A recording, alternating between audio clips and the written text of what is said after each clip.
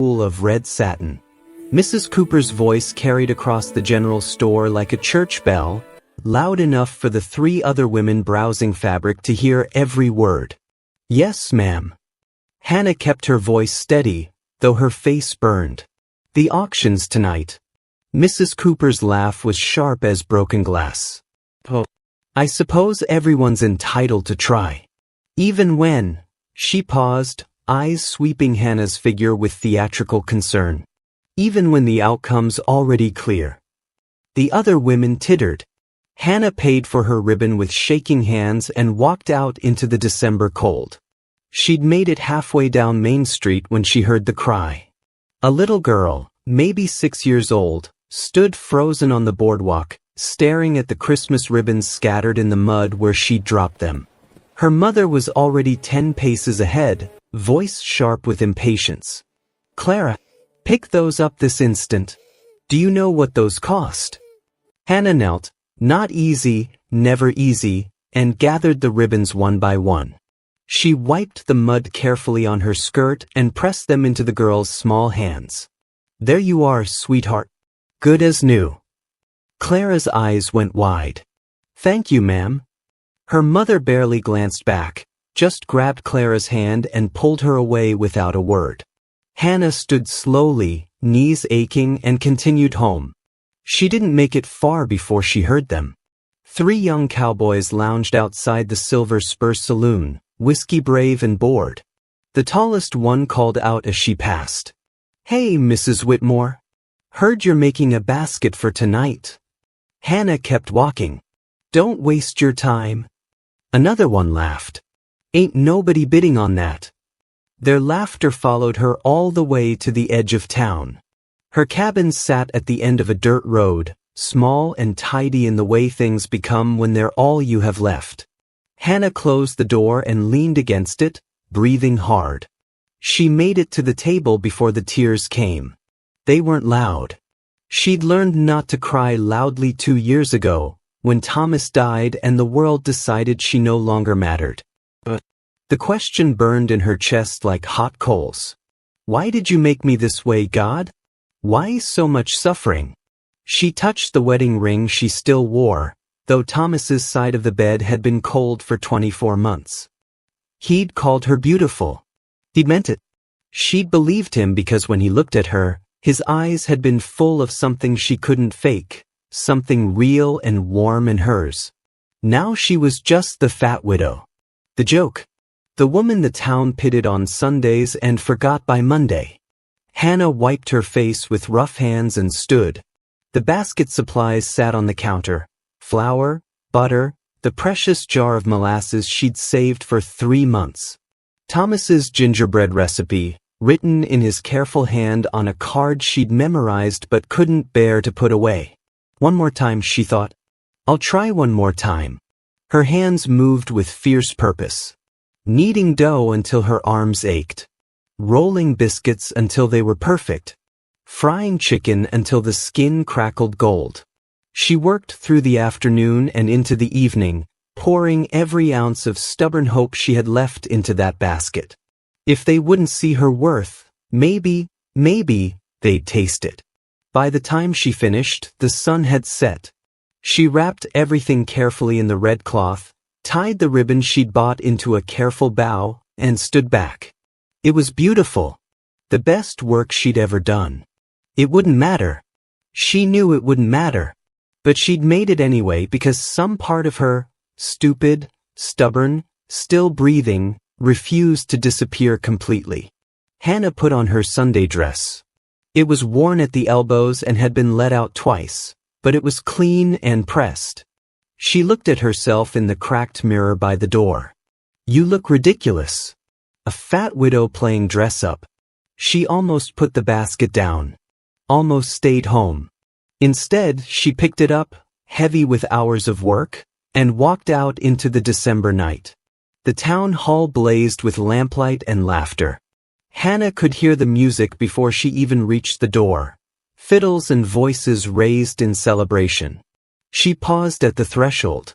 Inside, the other women clustered together like birds on a wire, young and lovely, their baskets decorated with flowers and lace. They laughed easily, heads bent together, sharing secrets Hannah would never be invited to hear. She stood at the edge of the room, alone with her basket. Nobody looked at her.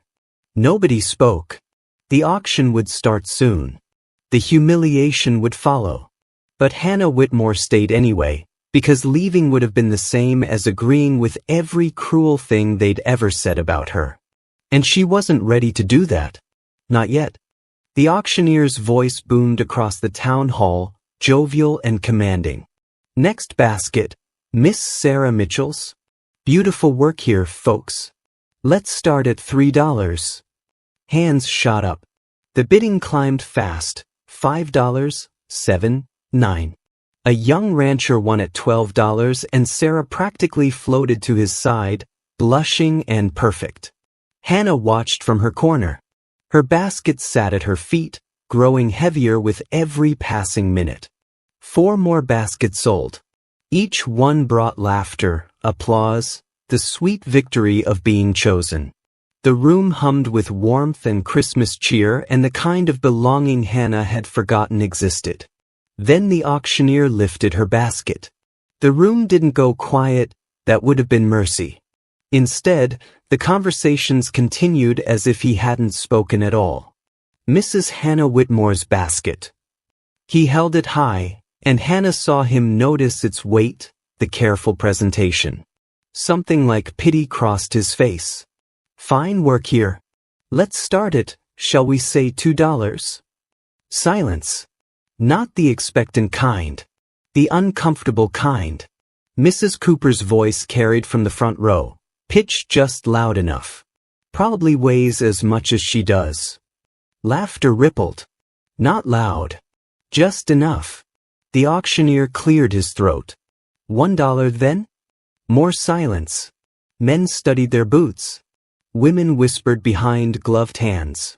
A cowboy near the back muttered to his friend, "I'd have to eat dinner with her." "No thanks."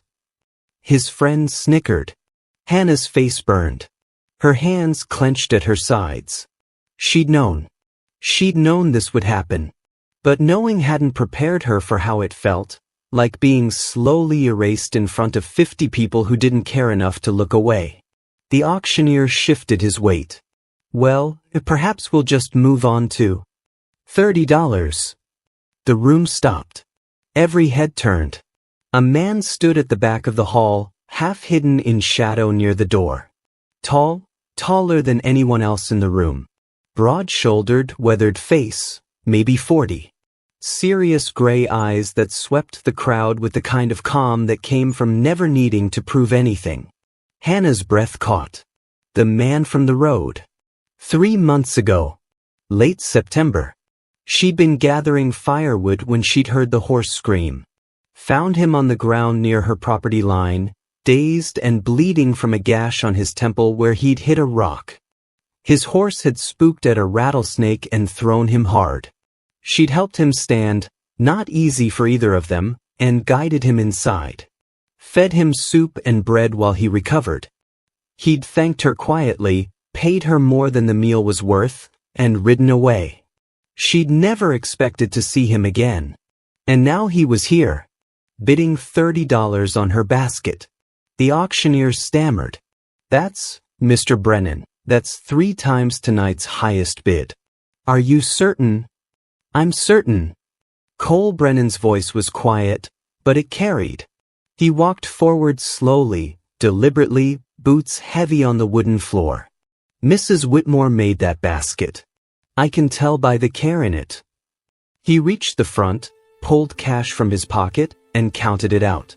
More money than most families in town made in 2 months. Mrs. Cooper found her voice first.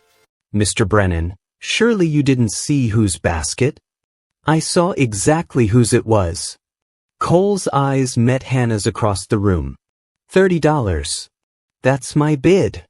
He picked up the basket, then did something that made Hannah's heart stop. He offered her his arm like she was a lady at a governor's ball. "Mrs. Whitmore, would you share this meal with me?" Hannah couldn't speak, couldn't breathe, could only nod. The room watched in stunned silence as they sat together at a corner table, away from the others. Cole unpacked the basket with careful hands. He lifted the cloth and went still. This is... He looked at her. How long did this take you? Most of yesterday. All of today. He tasted the gingerbread and closed his eyes. When he opened them again, something fierce and honest burned there. This is the best food I've had in 10 years. Maybe longer. Hannah's voice came out barely above a whisper. You didn't have to do that. It was charity. No, ma'am. Cole's voice was firm. This food is worth every penny. He paused. And so are you. Tears pricked Hannah's eyes. She blinked them back. You're the man from the road. September. The horse threw you. You remember. Why did you? She couldn't finish. You helped me when you